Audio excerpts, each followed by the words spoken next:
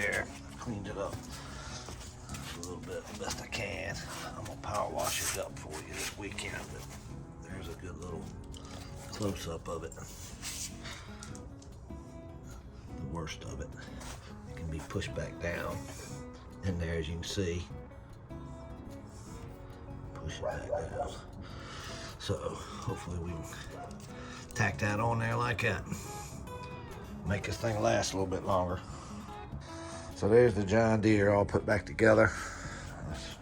Showing y'all some of the broken deck there before. So as you can see there, it's all been welded back together. Looks brand new. I even got the John Deere yellow paint, painted it all up. So got the deck back on the lawnmower, lubed everything all up, changed the oil.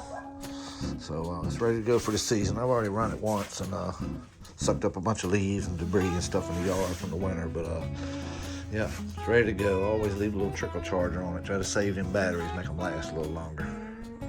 But there it is. Got the John Deere LA100. Had that thing for about 15 years. Got it at Lowe's. It's been good. Just take care of it.